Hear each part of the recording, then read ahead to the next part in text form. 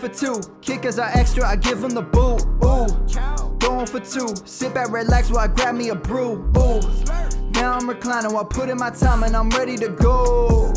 My spine is aligning and much my lineups, my bank account grow.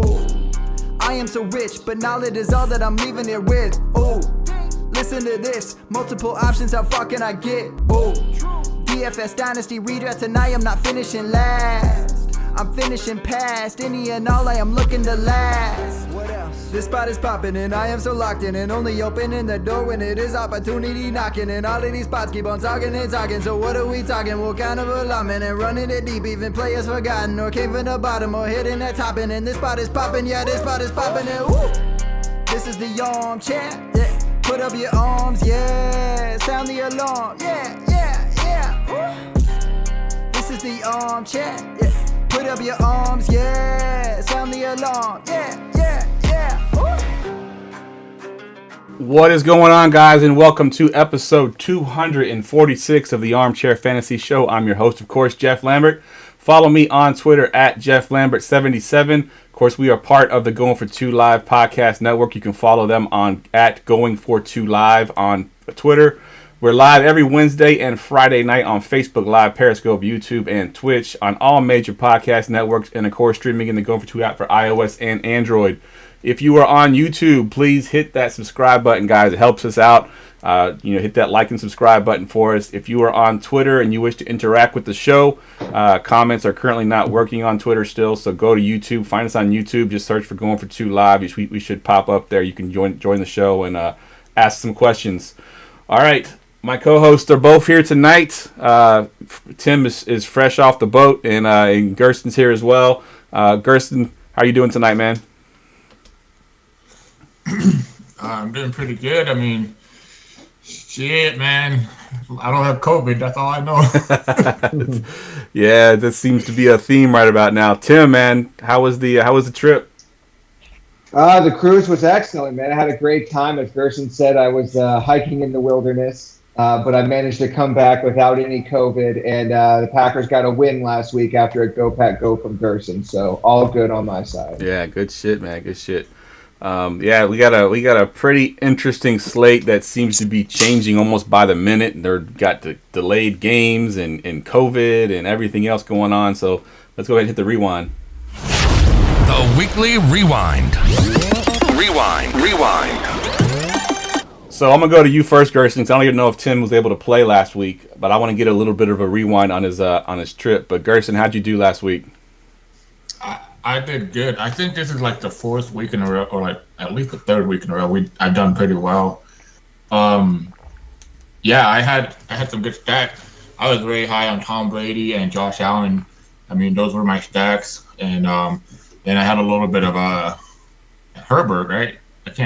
I don't know, those were my top guys, but yeah. No, I did pretty good. My valued hit, my running back core was great, and even though Tim was on the show, I said, what would Tim do on defense? My defense did good too. Yeah, good there shit. You go. Good shit. Yeah, my cold streak of my cash lineups finally ended this last week. I cashed across the board on my cash lineups. My main stack, which I mentioned on the show, was Joe Burrow, George Kittle, and Jamar Chase, which did quite well.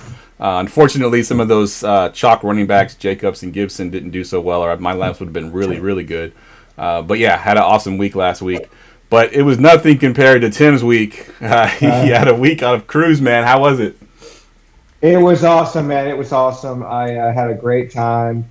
I told a few people who were in the chat I had a few too many tequilas on the beach in Cozumel, but I won some money at blackjack. Got to relax. It was a good week, man. It was a good week. I did okay in DFS. I did manage. I found out that my phone does get data connection when you're in the port city, so I was able to throw a lineup together so I could throw it into the arena, but I didn't play much last week. All right, good shit. All right, let's jump right into this slate. Let's talk quarterbacks. All right, like I mentioned, a bunch of games have been rescheduled, no longer on the slate there, so it's going to be a little bit smaller than we even expected to begin with. But let's start right here at the top, Gerson. Who do you have as your is one of your top tier quarterbacks? Yeah, my top tier quarterback is Kyler Murray. Is just to me, it's just I think he's on. It's hard this week too. So like, full disclosure, roster construction is going to be so important this week because of so much value, because of COVID, and hell, you don't even know if that game's going to play. Yep. You know, it's like almost like it's like. I mean, I enjoy chaos, so when chaos breaks out, that's when I just like slide right underneath and be like, all right, let's see what we're gonna do. And we're not gonna back out. We're gonna stay here for the next hour and a half, maybe. No, I'm just kidding, Jeff. I'm just kidding. No, but Kyler Murray, he's coming in as basically he's an economical quarterback. He's coming in as the second highest owned quarterback at almost 15%.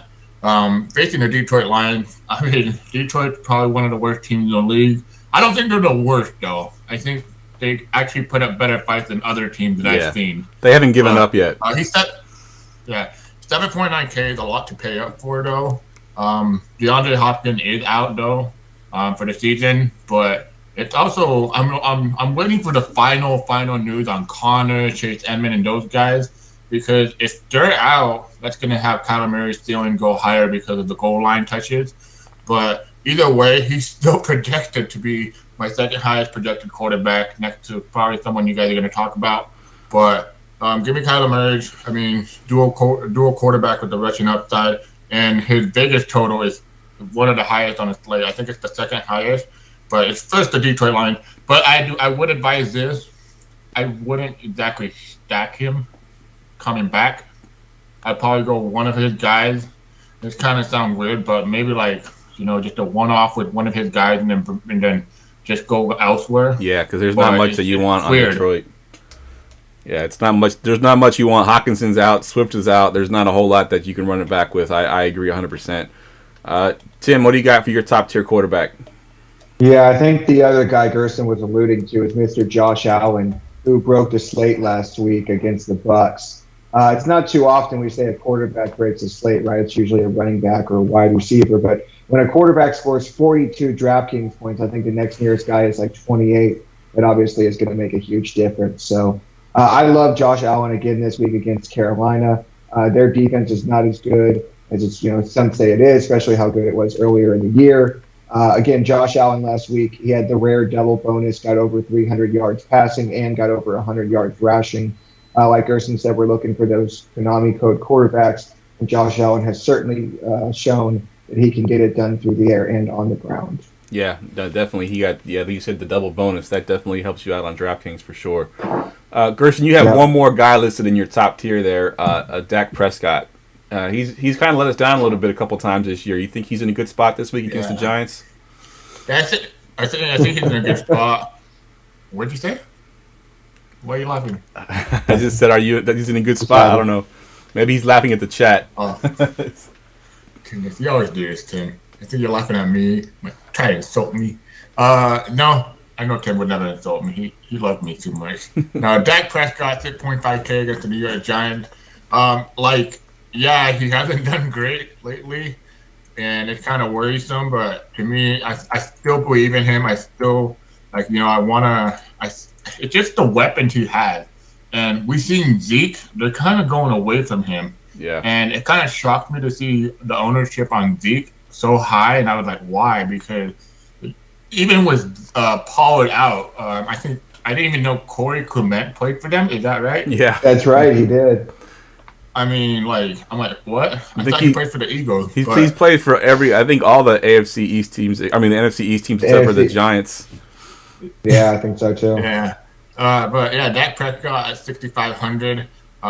He's against the New York Giants. I think he can have a pretty good game. But the thing is, what I'm looking at more than anything is I always look at past matchups it's rivalries, This guy has killed the New York Giants. I mean, Week 5, he had 25-point game, 302 yards, 3 touchdowns.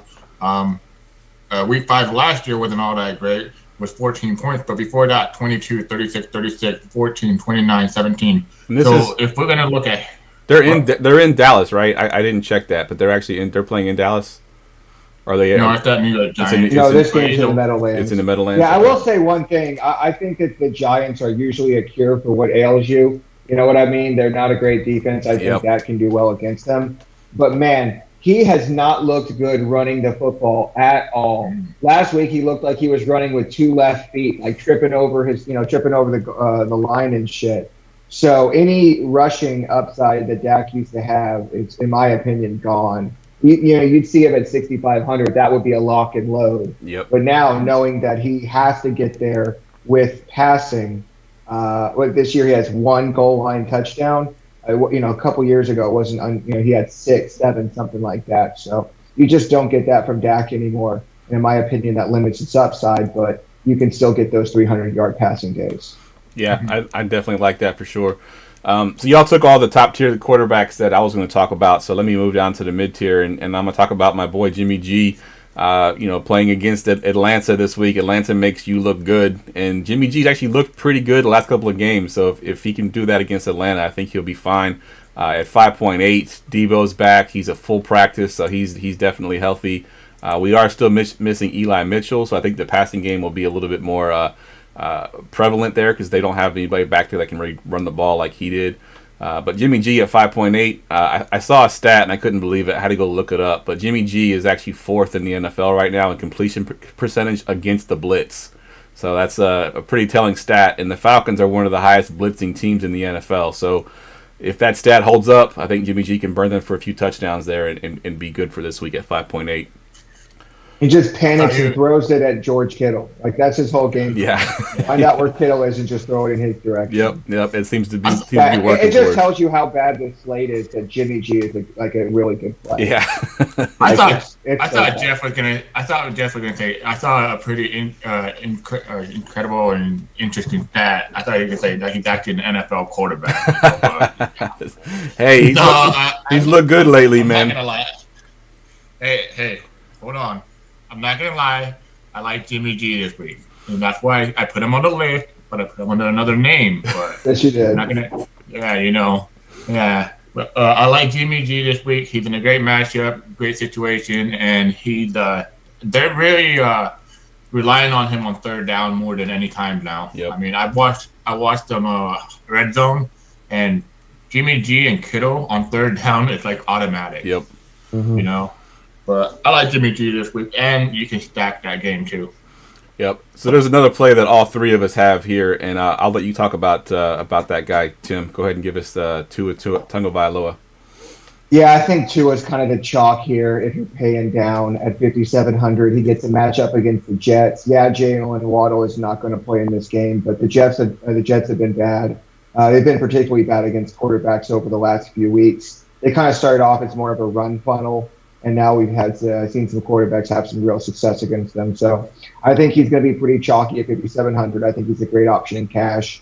I just am kind of worried about his upside in tournaments, but we'll talk about a guy here in a minute that I think is going to determine whether he has a good day or not. Yeah, Tua's been really good as of late. I think I saw a stat that for the month of November, he had an 80% completion percentage, which is the highest ever for the month of November, which is crazy to think about. But for that price, he's been super efficient. So, yeah, I like that a lot. Gerson, we took all your mid-tiers, so let's talk about one of your value plays.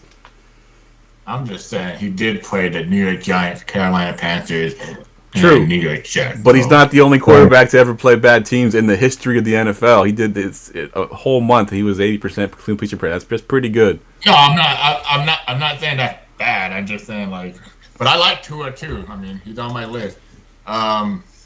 He found out he's really good at throwing 7-yard passes. Yeah, exactly. As long as he doesn't go over 11 yards, he's really accurate. Problem was he was trying to throw it too far downfield. Yeah. So we're going to value now, right? Yeah. We already talked about. Yep. Okay. Yeah, I got Trevor Lawrence. I mean, I think we finally saw how excited the whole what did it call it? Duval or Jaguar Nation, whatever they want to call it. Duval. I mean, how happy they were seeing Urban Meyer.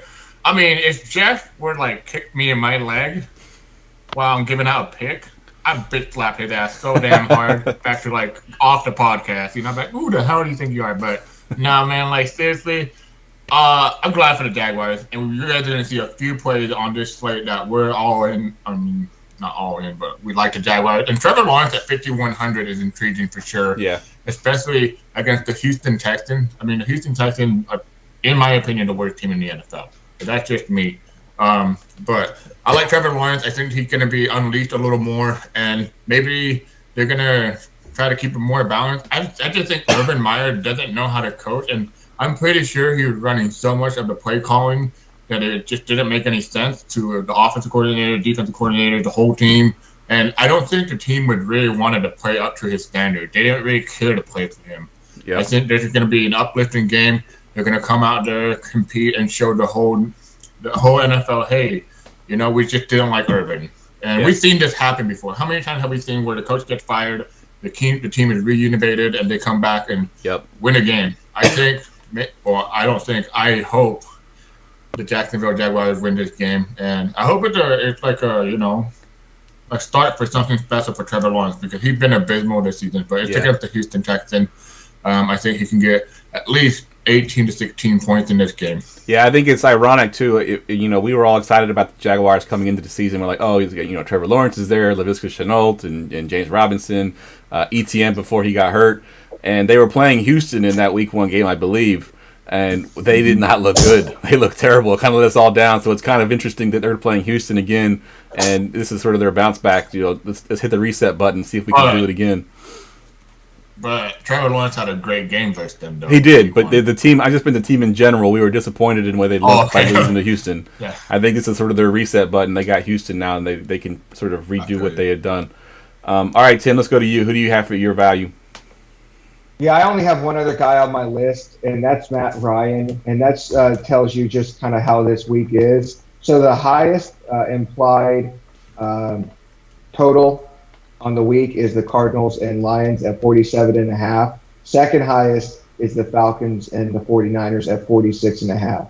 So we don't really have any big 50-point totals this week. So when you're paying down for one of these quarterbacks, you're really just looking for somebody that can get you 2, maybe 3 touchdowns. And I think Matt Ryan can do that against the 49ers defense, which is a bit depleted, particularly in the secondary. So I love Trevor Lawrence as a pay-down candidate at 5,100. But I also think you can spend a couple hundred more and get up to Matt Ryan, who's, I think, going to be playing in a great game environment.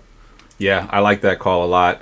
I actually have 2 values that we haven't discussed yet. They're a little bit more scary type values, but Tyler Huntley, most likely going to get the start there for Lamar Jackson. And no, he's not Lamar Jackson, but he does have some rushing upside. I think the 2 games that he's played a good majority of the snaps, he's had at least 40 yards rushing. So that's 4 points right there. Gives you a solid floor. It's against Green Bay. That defense is pretty tough, but I do think his legs gives you some upside there at 5.4. And the other guy that I have, and it's scary to put him on there, but that's Davis Mills for Houston. He actually looked pretty good last week. They surprised me a little bit with Davis Mills back there. I didn't want to touch any of those players, but Brandon Cooks did well. He looked well. I think at one point he had completed his first 11 or 12 passes without an incompletion. So. At 5.4 against Jacksonville, we know their defense is pretty bad. They'll be playing this inspired football for sure, but I do think Davis Mills, if you're looking for a cheap value, is a decent way to go as well. All right, did we get all the quarterbacks that we were talking about? I think so, right? Yeah. All right, let's get. Yes, sir. Did somebody say tight ends? All right, there is only one guy that we all have as our top tier tight end, and it's a pretty obvious one here. I'll give this one to you, Tim. You want to talk about Mr. George Kittle? Yeah, this is kind of a weird slate, right? We've talked about it. A bunch of games got canceled. It's kind of going to be hard to find things to pay up for. And this slate is particularly ugly for tight ends. We have a lot of bad tight end slates, but this one's really bad. And George Kittle kind of sits alone there at the top, right? He's having an incredible season. The last 2 weeks, 12 and 15 targets. This is prime Travis Kelce era. And when he was if he would have been 7,500, you would have paid for him gladly. So I just think so many things are going to go right for him. But I think particularly the way the slate sets up, if you pay up for George Kittle, you're going to be in a position that not many other people can be. based on the upside available at other tight ends. Yeah, I agree with Kittle there. 7.5 is a lot to pay, but if you're gonna pay up, go ahead and get Kittle. He's been a beast. Yeah. He's been basically a wide receiver, a good wide receiver for the last couple of games as well. The only other guy I had in the top tier is Mark Andrews. So, Travis Kelce has been the number one tight end in fantasy pretty much for almost his entire career. Last week was the first time that he was not actually the number one tight end in fantasy for a week. And the guy that replaced him for a short period of time until he went nuclear on Thursday night was Mark Andrews at 6.4 versus Green Bay. Green Bay's 23rd DVOA versus the tight end position. Andrews, if it is going to be Huntley back there, I think he's going to be the easiest target for Huntley to find over the middle. Andrews, of course, is an athletic tight end as well, so he can take some of those and get some yards to the catch. So I think at 6.4, if you're not going to pay for Kittle, Andrews would be the one I would pay up for at 6.4. All right, let's move down into the mid-tier. Gerson, I'll go to you. Give me one of your mid-tier guys. I just thought of someone good. I never thought I'd hear G say he likes Jimmy G, but yeah. I mean, this is an ugly tight end slate, like Jim said, and I like both of you guys' call on Andrews and Kittle. Obviously, Kittle is the top elite play, but I think I'm gonna stick down to the mid-tier section. I'm gonna have Kittle, of course, but I like Mike Gesicki. Mike Gesicki. Oh, by the way, Tim, your girlfriend was right about the Gesicki thing, because I asked a lady friend, and she's like, "Yep." I'm like, "Holy shit, that's crazy." He is, and that son of a bitch might break this slate again. Yeah, I mean, yeah, he's 5K. The news broke out that Jalen Waddle's out for the season. Well, not out for the season. He's on COVID. IR, right? He's on COVID, basically. Mm-hmm. Oh, COVID? Yeah, he's okay. on COVID. So, and he can be 10% owned, so that's a pretty high ownership for tight end. It's against the New York Jets, so pretty much it's a great spot for him. The Jets, I don't know how to say this. Like, they compete, but they have flaws, And one of them is they rank 6th in the Jets tight end. Great matchup for Gesicki. You're going to get the volume. You're going to get the target. And it's kind of worrisome, though, right? Because we've seen Tua really not make Gesicki a thing. But now he's going to have to force it because he's probably going to line up at the slot position on the outside because they're going to have to need a playmaker to be like a wide receiver, kind of like what Travis Kelce is for the Chiefs, But I like Gesicki. I'm going to have a lot of him this week, and he's pretty much going to be in my cash game roster if I ever did play a cash game, but yeah. Yeah, good stuff. Tim, what do you got in your mid-tier? Yeah, I think Gesicki, that son of a bitch, is probably the best play in the mid-tier, but the only other guy I had is Pat Freiermuth. This guy is very boom bust, but tight end this week is ugly, as we mentioned, so you're really just looking for somebody that can get you, 16 or so points, and he's had a couple of times. He had a 21 point, 14 point, 14 point. So he's had a couple of weeks where at 4,500, you definitely take it and just hope that Kittle or Andrews doesn't destroy the slate. Yeah, I like Freiermuth at 4,500 as well. It's a good price tag for him. I'm going to go with the guy that you don't have, Gerson. I'm going to talk about Dalton Schultz at 4.9 versus the Giants. I think Schultz has been sort of up and down all season, but he's one of their touchdown targets. At 4.9, if we like Dak Prescott, I think we got to like Dalton Schultz as well. So that's someone that I'm looking at in the mid-tier. Gerson, you have the guy that I actually really like in the mid-tier, but since you had him listed, I left him for you. But Dawson Knox, talk about him a little bit. I actually talked about him last week, and that hit. I think he was in my stack. I think I can't remember exactly my stack, but I'm pretty sure it was Tom Brady, Godwin, Evan. No, wait. Okay, so that was in my lineup. My stack was actually Javonte Williams and Denver Broncos. And it did hit, by the way. It's true. It did, yep. No, I mean, Dawson Knox, this guy is going to be peppered with target now that Sanders is out for the season, or is he just like IR or something like that? He's doubtful right now. He's not going to play, but I think he's just out for at least 1 week, if not more. Yeah, and the crazy thing is, this guy's price hasn't gone up very much. I think he's 5,100. How much is he? Yep, 5,100. 5,100, and he's getting peppered with targets, 9 targets. 6 target. He did have a 3 target week on week 12, but he still got 2 touchdowns. So that lets you know that this guy's going to get either. I mean, good luck for him in the red zone. And Josh Allen is pretty much projected to be the top quarterback on this slate against the Carolina Panthers. Carolina Panthers defense was off to a hot start, but I think teams started figuring them out, or they just, they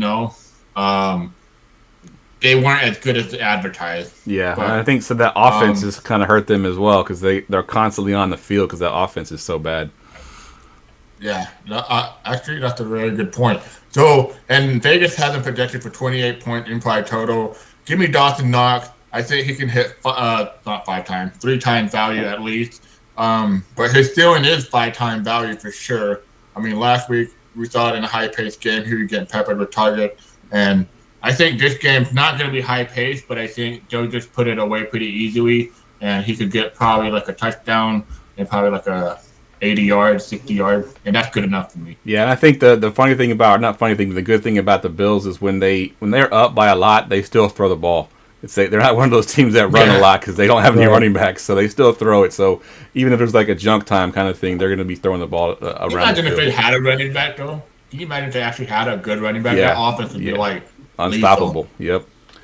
All right, so that's all the mid-tiers that we have. We only have me and Gerson, the only ones that have any values. I got James O'Shaughnessy as a value, and it's really because the slate is so ugly, it's really hard to find someone that you really like, but he's getting 74% of the snaps. That's what he got last week. He had 6 targets. Granted, he only caught 4 of them for 21 yards, but he got the 6 targets, so there is that. And he's playing all the snaps, and we're expecting Jacksonville to play inspired football this week with no Urban Meyer. So O'Shaughnessy could catch a touchdown this week, and at 3.2, I think he's a decent punt play there at tight end. And Gerson, you have the other guy that we actually called out last week, and he did pretty well last week as well. Talk about Mr. Brevin Jordan. Shout out to Aaron, because this was his guy. I didn't shout him out. I mean, you and Aaron were on him. I was more like the guy in the background that went to Brock Wright. Well, Brock Wright didn't do great. He did have 2-time value, okay? So don't kill me, okay? But Brevin Jordan smashed, and it was smashed since like the first quarter. Like, he smashed that value. Yep. He was like the first touchdown on the whole slate. Yeah, he was. He definitely was. Yeah, and I did have Brevin Jordan, so I'm glad I did. He went 5-time value, 7 targets, 4 receptions, 26 yards, a touchdown against the Seattle Seahawks. But now he's facing the Jacksonville Jaguars. Again, not a great team. And it to me, it's just if he could do this against he did it. Who was it? Titan? Who did he play last week? Seattle. Yep. Seattle. I think he can do it against the Jacksonville Jaguars, and it's cheap, 2,800. So I think a lot of people are either going to go Kittle or Sheep or one of those guys that we talked about in the mid-tier. But really, you don't have any option. It's very limited. It is very limited. I love Brevin Jordan. Like we said, this guy is an athlete, but it doesn't show on the number in the combine. But if you look at him playing on the field, it's different. Yeah, I agree 100%. All right. It's time for running backs. Running backs. All right, Tim, let's go to you first. Give me one of your top tier guys. Yeah, this slate is particularly tough for running backs. We don't have any of the real top tier guys. The highest running back on the slate is Najee Harris at 7,800. And I think he's a decent play just because of the volume he gets. He's 20 touches, last week 23 touches, week before that 26 touches. Nobody else really gets that kind of volume on this slate. So even though it's not a great matchup against Tennessee, I think that the sheer volume is going to be what sets him apart, right? You pay up for that volume. At 7,800, I still think he's a great price. He can easily 3, if not 4x that salary. So I think if I'm spending up, I'm probably going to live in the mid-tier. But if I do spend up, it's going to be for Najee Harris. All right, I like it. And Gerson, you have a guy in your top tier that's not really a top tier price, but he's definitely probably one of the best overall values on the slate. Talk about your boy. Yeah, but I did this before. Even though when Cooper Kupp wasn't on the slate, I'm still gonna play Jonathan Taylor on the slate. He's not on the slate, but I'm still gonna try to get him in there at some point. I'm gonna send what do you call it? Email support to DraftKings.com. There you go. Put them on the slate, and I'm going to send a. Well, actually, Jeff, I'm going to tell you right now. I know you're with the DraftKings committee. Tell them to put them on the slate too. All right, I'll get right on that. Thank you. I appreciate it. I've done this many times on this show. I think the most recent one was Antonio Gibson when he had the matchup, the price, the ownership, everything. Like, it's going to match up. It's going to be a great play. And this week is James Robinson. Robinson, good. I swear to God, if there's anybody bouncing higher than ever, it was James Robinson that Urban Meyer was fired. Yeah. Beside, Marvin Jones, James Lambeau, but James Robinson, like, how do you not start him? Like how do you not give him the volume he deserves? And I think I believe I saw a report that Bevel said that he's our running back one. Yep. He's gonna be treated such as a running back one, you know. And Bevel's a run heavy. Bevel's a run heavy coach too, which will definitely help him. He's always been sort of run heavy when he's been offensive coordinator or even a head coach. Oh yeah. One of the biggest thing that I looked at was player prop. He's projected for 82 yard. That's a minus 110 for Vegas, and 2 receptions, 17 yards. Okay, we don't care about that, but we know James Robinson, once they get into the red zone, he's gonna get the touches for touchdown, and that's what we want. We want touchdown. His price is 5.4K. He's gonna have high ownership. He's gonna be one of your core or basically a lock in your cash game, but for GPP, he's gonna be one of your first running backs you're gonna go to. He's gonna be my highest owned running back this week for sure. I love his price. I love everything that he's gonna. Dude, he pointed to Houston Texans, man. Like, you tell me one running back that had. I think they've given out a running back one all season. Yeah, I'm pretty sure. Pretty close to that, if not. All right, good stuff. All right, let's. My top tier guy that's different from those guys is Joe Mixon at 7.2. So I wasn't on Mixon last week because they were playing the 49ers, and I knew they had a good run defense, and he didn't do great. He still had 20 touches though. So even though he wasn't really doing much for fantasy, they were still giving him the volume. So this week he gets Denver, who's 25th DVOA versus the run. And I do think that he gets the same amount of volume, and he'll be much more effective this week against Denver. So he'll be a little bit. I'm imagining Gerson that he's probably going to be a little bit lower owned on this slate. I don't know what you got the numbers there pulled up, but I think people will overlook Mixon because he kind of let them down last week. Yeah, he's only coming at 3.8%. So that's incredibly low. And I saw that on your sheet, and I actually typed it in as I was going to. I'm like, okay, I'm glad I'm not the only one that's overthinking this. But I love that call for sure. All right, let's move down into the mid-tier. Tim, who do you got in your mid-tier? All right, so I agree with everything Gerson said about James Robinson. He's definitely one of the best players on the slate. But outside of James Robinson, I think probably my favorite running back play on the slate is Corduro Patterson. This is a guy that I've played week after week because of the way he gets utilized in that Atlanta offense. Last week, they used him more as a traditional running back, but I think against San Francisco, they're going to go back to where he still got 5 targets, but I think we're going to see 5 targets plus this week. Plus, he continues to get, those 16, 13, 16 rushing attempts as well. So, as I mentioned with Najee Harris, there's not a lot. There's no real high-end options this week. And if you're looking for somebody that's going to be able to maybe not break the slate, but say put up 30 points, I think he's just as likely to do it as any of the guys priced above him. Yeah, that's the thing with him, too. He's so versatile. He could be a running back one week and then be a receiver the next week. And I think you're right. I think they will utilize him more as a receiver because our secondary is so injured. I think he profiles better as a receiver this week. So, yeah, I love that call. Gerson, who do you have in your mid-tier that you like? So one thing that was because I have Cordell Patterson in a lot of fantasy football leagues, and one thing was his recent receiving workload has gone down. Mm-hmm. So I'm hoping that goes up in this game, but I do love that call against San Francisco 49ers. In my mid-tier, basically it's just Saquon Barkley. I feel like we haven't gotten a Saquon Barkley elite outcome. I mean, he did pretty good last week, 18 points, but I'm looking for that 25 to 23 point game from him. We've seen him do it before, and he's done it against Dallas, 24 point, 27 point, 20, and then I don't know what happened week 5 this year. I think he got hurt, right?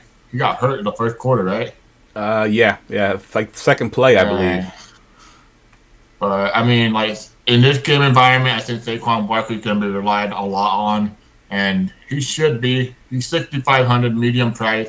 I mean, we used to pay 9,000 for this guy, 8,000, you know. So now it's 6,500. I don't see why you don't want to have a lot of shares of him. I'm gonna have a lot of shares of him. So give me Saquon. He's a pass catching running back. I don't know how well that team runs the ball anymore, but not so well. Yeah, but he'll get the volume at least for sure. Yeah. So my guy in the mid tier that we hadn't talked about yet, James Conner at 6.4 going against Detroit. He is questionable. I assume that he will play. We still haven't got an official word on Chase Edmonds yet, but I'm not too worried about Chase Edmonds. Connor's been playing so well, not only just running the ball, but the last 2 weeks he's had a one-handed catch. I mean, this guy's doing a little bit of everything right now. I'm not sure if he's still leading the NFL, but he was leading the NFL at one point in touchdowns. So I still think it's 6.4 versus the Detroit Lions defense, which is 29th DVOA right now versus the run. I think James Conner is definitely a great play at 6.4. All right, let's move down into the values, Tim, and give me one of your top values here. Well, I don't want to skip over Javonte. I know he's kind of the official running back of the show. So at 6,100, all indications are he's going to play and be a full go. I like him better against the Bengals because he's been used more in the passing game lately, and you really want to attack them with dump offs and to the Javonte Bay exactly. You really want to attack them with targets to the running back. So I don't want to skip over that. But you mentioned about James Conner. I'm going to go ahead and go on the other side. I think that this could be a Chase Edmonds week. Yes. I think at 5,100 he's cheap enough. And he kind of fits well into builds. If you're going to be paying up for some of these wide receivers we're going to talk about. But I think that this, with the spread and playing against the Lions, it's just kind of a get right spot, right? Where if James Conner is not 100% going into this game, maybe they give him 15 touches in the first half. They're comfortably up, and then the second half just becomes the Chase Edmonds show. Yeah. So I think on a slate like this, as bad as running back is, and there's not a lot of great running back values. We'll talk about a couple guys here in a second, other than James Robinson. But I think if you pay down to Chase Edmonds, you get kind of a different looking build this week, and I think that it gives you a little bit of flexibility because I think other people are going to be paying elsewhere. Yeah, no, I like that call a lot because, like I mentioned, I don't know if they've officially activated him. I know they designated him to return. So he's definitely activated. People are going to see that IR, right? People that are starting to look at lineups right now and maybe build them tomorrow. I think they have until 4 o'clock tomorrow to activate him. So, maybe you'll catch some people who are already building lineups and stuff and may miss that he gets activated. Yep, I like it. I think everybody starts building lineup on Monday anyway. Yeah, that's true. But I bet based on some of the posts we get in the chat. Yeah, exactly. Speaking of, we didn't mention that at the top of the show. Obviously, with all the COVID news this week, it's going to be more important than ever to listen to Gerson and Gladys on Sunday morning. So definitely tune into that show to get the latest info. Agreed, 100%. Don't worry, Jared's not going to show up. He's going to sleep through it. Yeah, Jared every week's like, hey, guys, I'll be on the show. And then the one week we're like, all right, Jared, come on. He sleeps through it. All right, Gerson, who do you have for your favorite value running back here? What a terrible guest, Jared. So value running back, which I was hoping this was going to be I was so excited. I was like, oh my goodness, please, let it be. And all of a sudden today, the news came out around I think it was 1 o'clock, that Myles Gaskin, David Ahmed, all of them are going to probably play, be activated, blah, blah, blah. And I was hoping Malcolm Brown was going to be my value player of the week. Because I wanted to have so much Malcolm Brown because he was the only one that got activated on Thursday, and he was ready to go. I'm like, cool, hopefully I get him at 4,000. Nope. They like to ruin good things, But no, I'm guessing I'm going to have to go with Myles Gaskin against the New York Jets. I mean, either way you do it, it's Myles Gaskin. I think I haven't even said his name all year, I believe. But we haven't mentioned much of him all year. Yeah, but when against Carolina, he had 19 points, but it was a 2-touchdown game. But then against the New York Jets, who he's facing this week, he had an 18-point game, which I think is pretty doable. He can probably do it again, and he had a receiving touchdown. But if we're looking for 18 points for 5.6K, yeah, I'll take that, I don't think if he comes back, well, he is activated, I know that. He's good to go. If he starts and everything, I'm going to have quite a bit of Myles Gaskin. And like we said, I don't think this week specifically, you're not really going to pay up for a lot of running backs. I mean, Najee Harris and maybe Joe Mixon, but you're going to be paying down quite a bit and get some value and try to fit those stud stacks, that we've been talking about. Yep. But I like Myles Gaskin this week versus the New York Jets. I like anybody versus the New York Jets, to be honest with you. Yeah, I agreed 100%. So my value guy is kind of getting some sideways looks here because I was talking to a guy at work and I mentioned that he may have to add him because his running back situation is pretty ugly. But Chuba Hubbard at 5.7 going against Buffalo. Let me give you a couple of the running backs over the last 4 games against Buffalo. Leonard Fournette, 19 carries, 119 yards and a touchdown. Damian Harris, 10 carries, 111 yards and a touchdown. Ramondre Stevenson, 24 carries, 78 yards. Jonathan Taylor had that beast game, 32 carries, 185 yards, 4 touchdowns, and a receiving touchdown. So the Bills' defense, over the last few weeks at least, has not been good against the run. It's definitely a risky play because it's Chuba Hubbard, it's the Panthers, it's not a very good team. But at 5.7, if you want to try to be different, I think you can fit Chuba Hubbard in there at 5.7 and hope that he has a similar type of game as some of those running backs I just mentioned against Buffalo.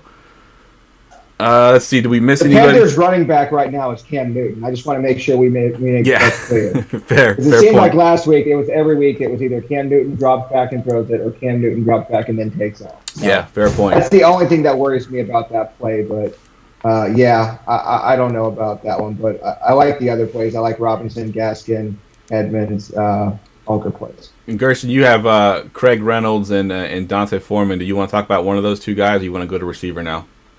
Well, Craig Reynolds, I mean, like, let's be honest here. Last week, we were all like, oh, Chris, Godwin, and then what was the other running back? Jamar Jefferson. Jamar Jefferson, and then all of a sudden, this motherfucker comes on the slate on the red zone. Craig Reynolds. I'm like, who the fuck is Craig Reynolds? Exactly what I said. But yeah, he's a good player. He's projected pretty well. But the guy I'm really interested for is Deontay Foreman. Foreman, he kind of crushed it last week. He had 47 yards, but the week before that, he had 109 yards. But the thing is, what I'm looking more about is this Pittsburgh Steelers team is not the same defense we're looking at anymore. They allowed 200 yards to Dalvin Cook.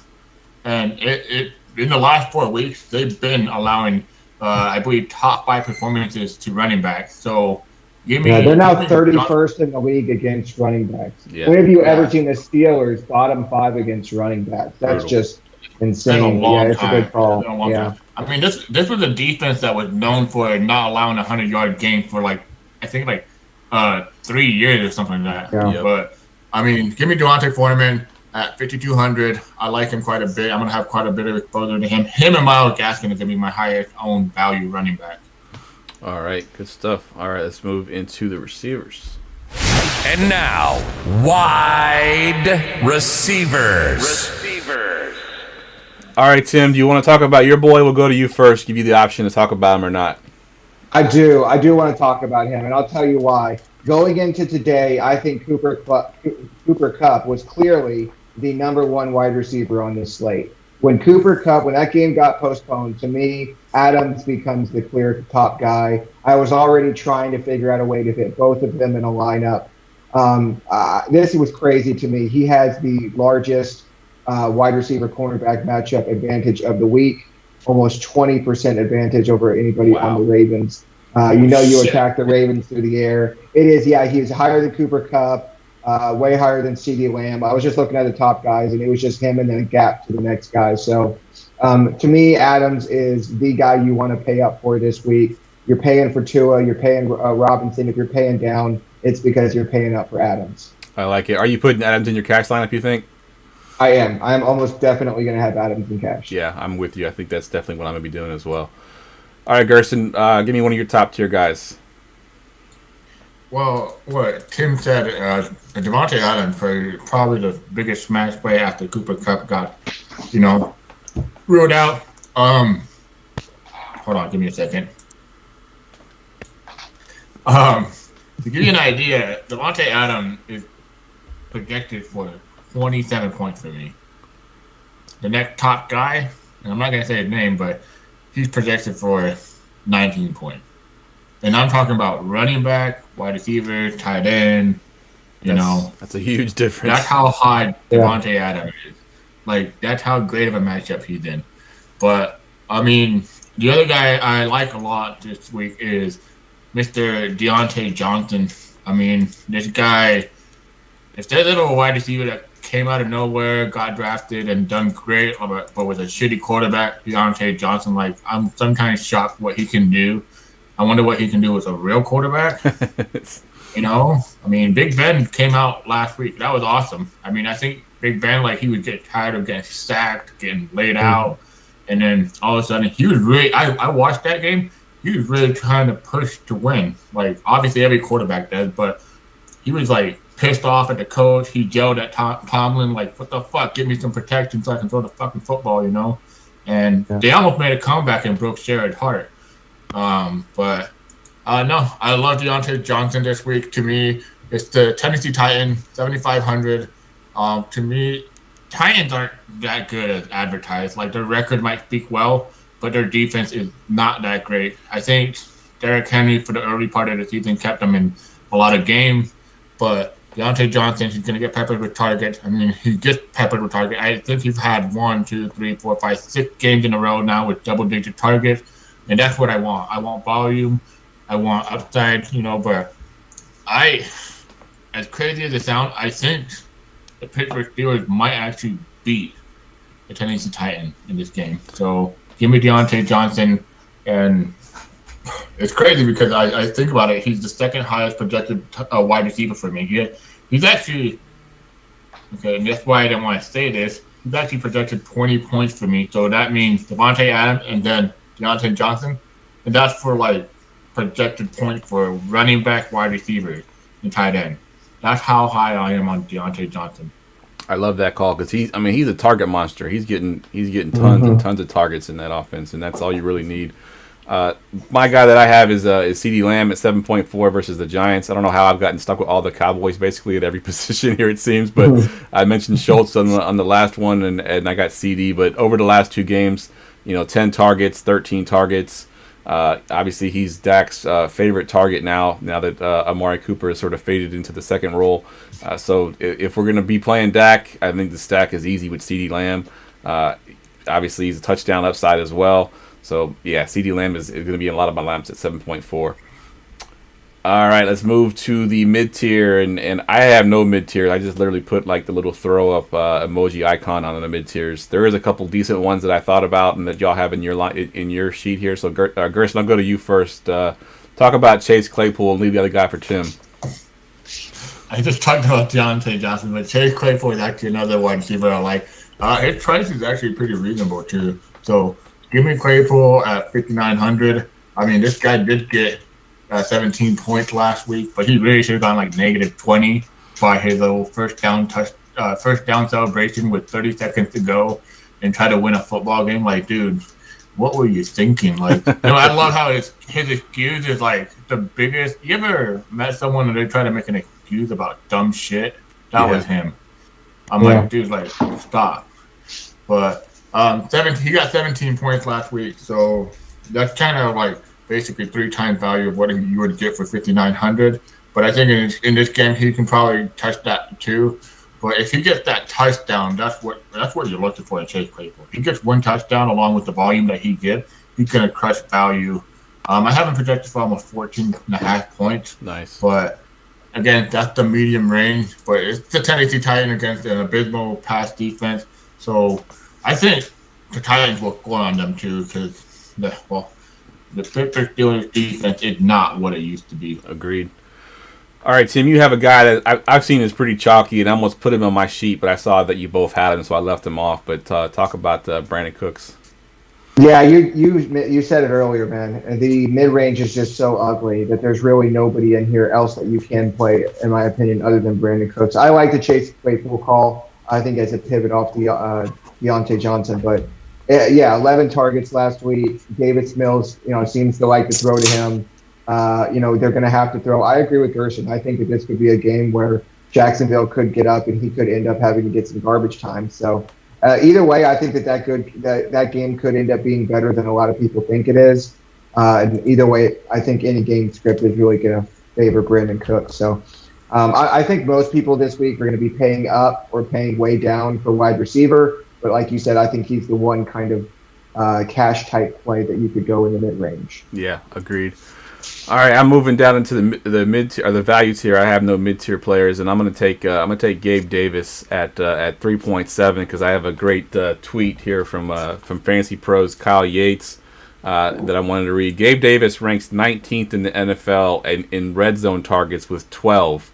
That's more than DJ Moore. That's more than Jamar Chase. That's more than CeeDee Lamb. That's more than T. Higgins. That's more than Terry McLaurin. He only has 38 total targets on the season. If Emmanuel Sanders is out, which he is, play Gabe Davis. He's their touchdown guy. I mean, it seems like Josh Allen looks for him in the end zone. They put him there in the red zone, and he's looking for him in the end zone and every time. So I think Gabe Davis has a huge game at 3.7. I can't overlook this guy. I loved him last year. I bought him in all my dynasty leagues that I can get him. I think he has a huge game this week. Tim, I'll go to you next. Give me one of your values. Yeah, we got to talk about the elephant in the room, Devonta Parker. He could end up being the highest owned player on the slate. He's gonna be.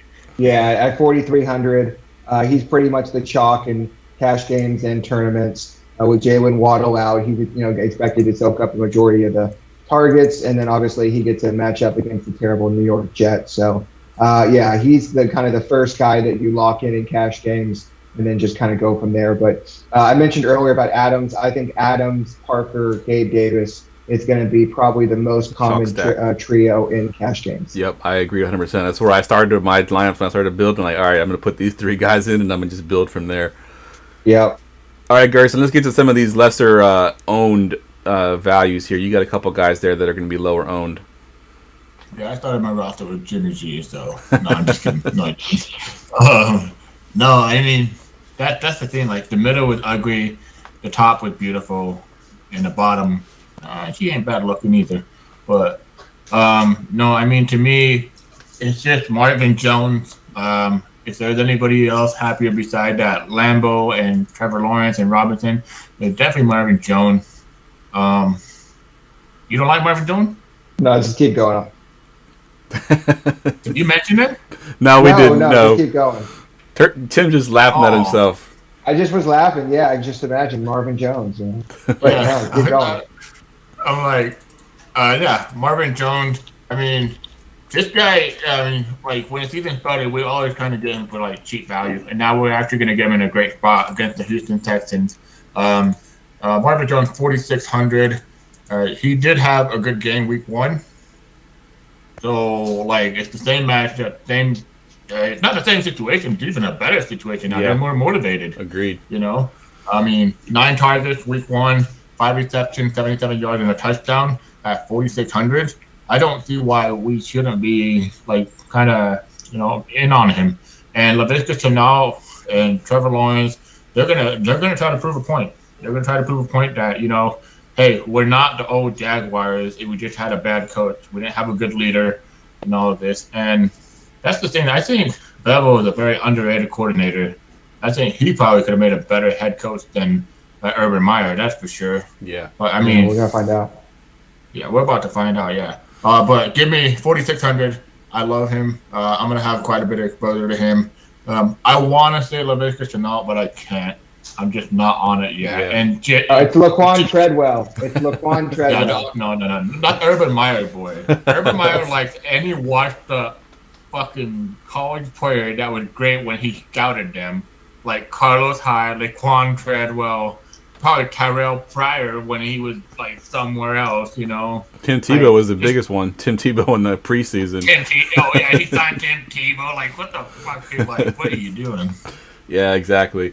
I see a couple guys from our group chat in here, and Gerson mentioned the receivers and how it's ugly in the middle and it's pretty nice at the top. The mid tier is kind of the 3 that we talked about in our chat, and the top tier is the 9s and the 10s. I know a couple guys will get that inside joke. But moving down to some of these other values that I like that are a little bit more probably lesser owned. I'm just going to mention two guys real quick. Christian Kirk at 5.3 with D-Hop out versus Detroit. And then Amon-Ra St. Brown at 5.2 versus Arizona has become a target monster the last 2 weeks. I've been calling him Jalen Waddle light. He had 12 targets in both of the last 2 games, so I think Amon-Ra at 5.2. They're both in the same game, so I do think both of those guys have some decent value. Tim, you got a couple guys there real quick. You want to mention those guys? Yeah, the only guy I'm going to mention real quick, as I mentioned Treadwell, was Cole Beasley. I think with everybody going to Gabe Davis, I think you're going to get Cole Beasley at lower ownership, at 1,200 more. I think this could end up being a Beasley game. So I love Gabe Davis for cash, but I like Beasley for tournaments. I like it. A Tim Strobel game?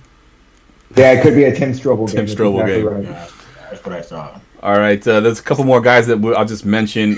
Gerson had Nico Collins and AJ Green at 4.9. Obviously, with D-Hop out, he's another one of those guys you could potentially play there.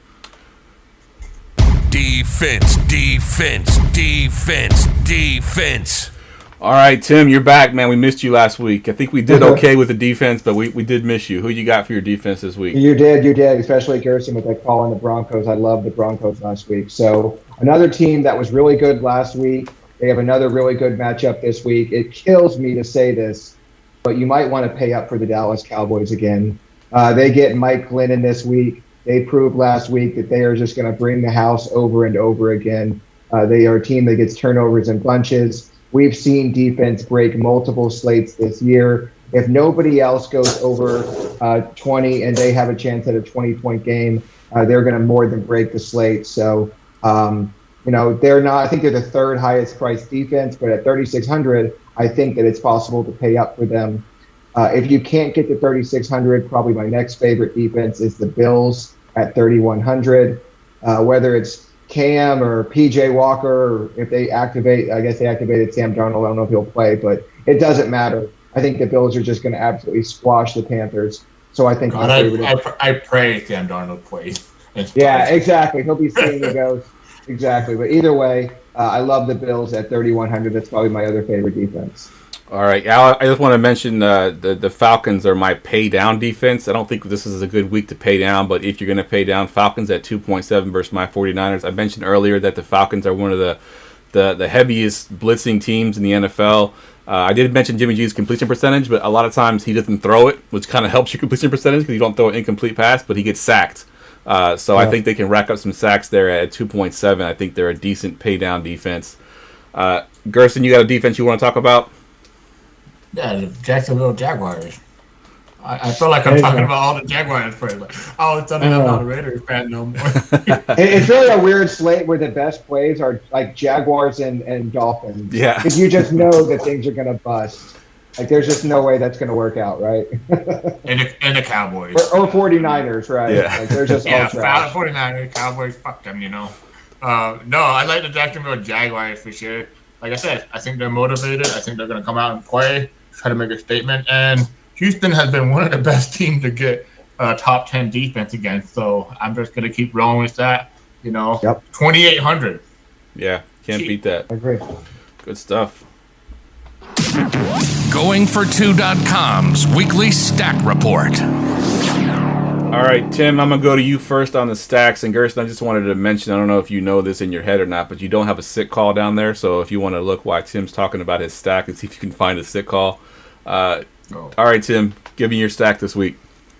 I do. I mentioned earlier this is probably my favorite game to attack on the slate. It's going to be the 49ers and Falcons. I can't put your boy Jimmy G in my stack, so I went on the other side with Matt Ryan, Corduro Patterson, and then bringing it back with George Kittle.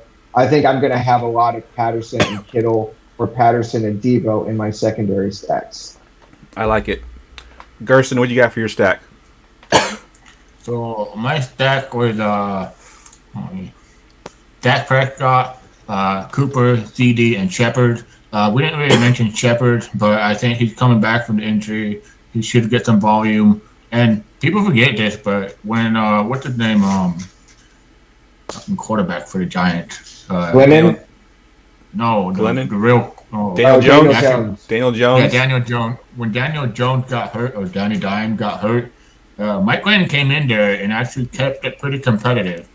Like I believe he got like 2 touchdowns in that game, if I'm right. I might be wrong though, but he actually was making plays and stuff. So give me Shepard with that stack, but to me it's just more like the game environment. So I want that game. That's my stack. All right, so my stack, and we talked about all these guys, is going to be Huntley, Baltimore's quarterback. We assume we haven't got the official word that Jackson's out yet, but I'm just going to assume that he is. Huntley, Andrews, and of course bringing it back with Adams, who's going to be a pretty chalky receiver in general. But I do think Huntley gives me enough upside. He's cheap enough that I can pay up for a higher priced tight end and a high priced receiver to get my stack set there. All right, so let's get to the final segment of the night. And now, the sick call of the week. All right, so we've been extremely cold on our sick calls, but I got to give a shout out to Aaron. He's batting 1,000 because he had a sick call last week against Brevin Jordan, and it definitely paid off. He actually had 2 guys listed. He wasn't sure which one he was going to use, and they both smashed. Both did well. Yeah, he had Josh Palmer as his other one, so he's the sick call king right now. Go ahead and give me your sick call, Tim. All right, this one is very sick. I mentioned earlier in the show how terrible the tight end slate is. So I am actually going in at least one lineup, going to completely punt tight end with Josiah DeGuara of the Packers at 2,700. So this is a guy who kind of stepped in after Tanyan went down. We know the Baltimore Ravens are bottom 5 against tight end. If everybody at tight end kind of does terrible and this guy ends up getting, say, like 5 for 40 and a touchdown, that'll be enough to pay up everywhere else, and you'll be different because nobody's going to play this guy. So this is a sick call, but pretty sick this week. Yeah, I think they get sicker and sicker as the season goes on because they start fixing those prices too easy. I wanted to use Laquan Treadwell, to be fair, but he ended up being too high a percentage. So Gotcha. I'm gonna go ahead and give mine here. Why Gerson? I think he's still got it. You got your guy there now. You want to go ahead and give your guy, Gerson, or you want to look up some stats first? I just changed it. Oh, you just changed it again. But I'm gonna give this call because I think everybody's gonna be on the other wide receiver, Devontae Adams. Mm-hmm. But I think a wide receiver that can be very low owned and have that possible, sick call upside is Allen Lazard. Yeah, I almost used Lazard. At 4K, I mean everybody's gonna be on Devontae Adams. So let's be a little bit contrarian and let's go with Allen Lazard. We're not looking for like 20 points. We're looking for, 12 points? 12 points. So if you get a touchdown in 60 yards, you're hitting value right away. Yep, your money. Yep. All right, my guy, I was actually surprised when I read his notes there, but he's had 23 targets over the last 5 games, and that's Albert Wilson. And now with no Jalen Waddle against the Jets, what's one of the lowest in DVOA versus the pass at 3.4. Why not? I mean, I'll throw him in there at 3.4, getting those amount of targets. He has been a big play guy in the past. He hasn't been over the last couple of years, but I think it was, 2 years ago, it was the famous stack that won the Millie Maker, Albert Wilson, and I forget who the quarterback was. It was like... the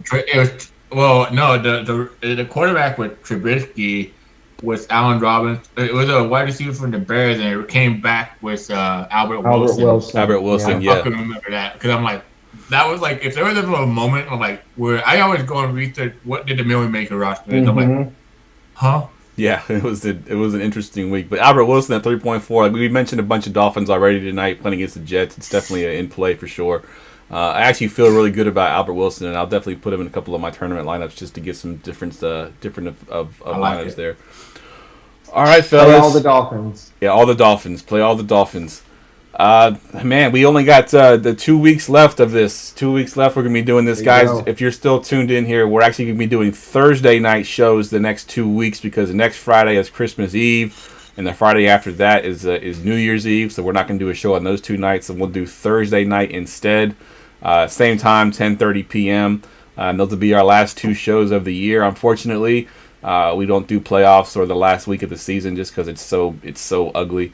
It's not too worth it. But let's go ahead and give them your Twitter handle one more time and where we can find you on Facebook, Gerson. Yeah, you can find me on the DFS Roundtable Armchair Facebook group, but you can also find me on the Sunday show with Gladys, Evan, and Eric.